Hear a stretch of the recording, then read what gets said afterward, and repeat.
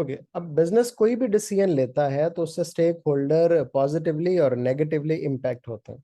For example, there is a shop, अब बिल्कुल एक रिटेल स्टोर है कॉर्नर पे, और जहाँ पे स्टूडेंट गोइंग टू स्कूल वो उस पे रुकती है और वहां से चॉकलेट और जूस बाय करती है और उसके बाद वो स्कूल चले जाती है।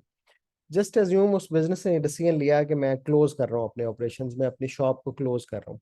अब वो स्टूडेंट जो है, जब वो सुबह वहां पे रुकेगी तो उससे अपनी चॉकलेट और जूस नहीं मिलेगी, वो स्टूडेंट को ट्रेवल करके कहीं और जाना पड़ेगा।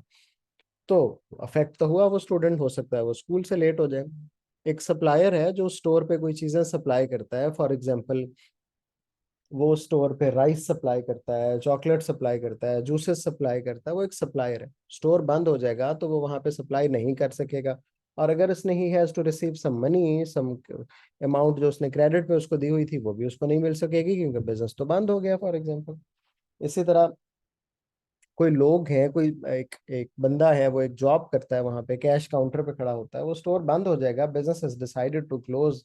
तो उसका भी रिजल्ट ये निकलेगा कि बिजनेस वॉन्ट बी एबल, वो जो एम्प्लॉय है won't be able to continue the job, उसकी जॉब बेचारे की खत्म हो जाएगी।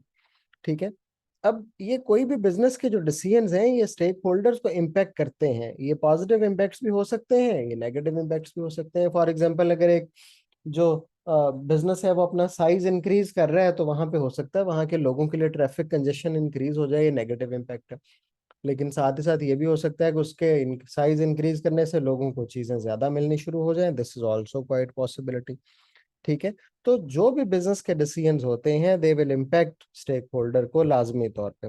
और अगर बिजनेस इनको इग्नोर कर दे इन स्टेक होल्डर्स के इम्पैक्ट को, तो हो सकता है स्टेक होल्डर्स माइट रेजिस्ट। मिसाल के तौर पे बिजनेस ने डिसाइड किया है कि वो अपना साइज बड़ा करना जा रहा है और उसने ये देखा ही नहीं कि उसका शेयर होल्डर्स पे क्या इम्पैक्ट आएगा।